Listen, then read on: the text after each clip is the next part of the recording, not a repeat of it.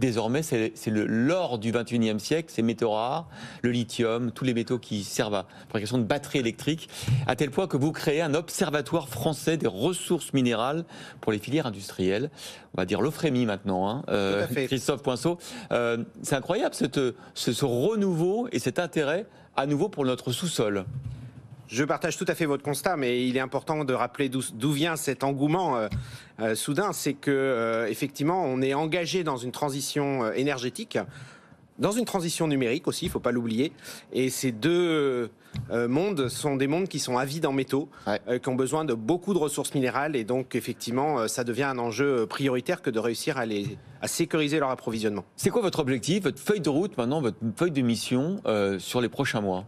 Vous parlez, j'imagine, au sein de l'Observatoire. Ouais. Donc, l'idée, c'est vraiment qu'on puisse apporter une vision à 360 degrés au pouvoir public, aux filières industrielles, pour qu'elles soient en mesure de bien comprendre quelle est la réalité des chaînes d'approvisionnement, quelle est la réalité des ressources qui sont exploitables, et qu'à partir de là, elles puissent prendre des décisions les plus éclairées possibles, c'est-à-dire les plus pertinentes pour sécuriser nos approvisionnements.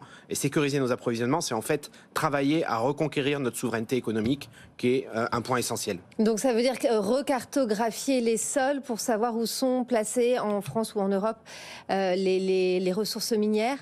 Alors, c'est pas refaire un travail d'inventaire minier sur lequel on pourra revenir, qui est aussi un sujet important. Ouais, parce qu'on l'a fait, mais il y a 50 ans. Hein. Donc effectivement, on l'a fait il y a 50 ans avec des techniques qui étaient performantes à l'époque, mais qui sont nettement moins que ce qu'on pourrait faire aujourd'hui. Et pour vous donner un ordre de grandeur, on connaît uniquement les 300 premiers mètres de profondeur de notre sous-sol, alors que les ressources sont locales, peuvent aller beaucoup plus profond. Mais revenons-en à votre question sur l'observatoire.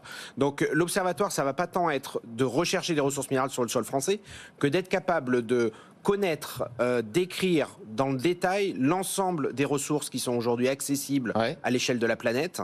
Quels sont les opérateurs miniers ? Quels sont leurs projets ? Quels sont leurs montages capitalistiques ? Quels sont les procédés qu'ils mettent en œuvre et donc leur empreinte environnementale ?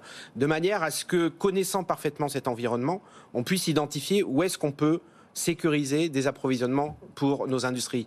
Et alors, juste un dernier point, si vous me permettez, c'est pas juste la mine, c'est aussi toutes les industries de transformation.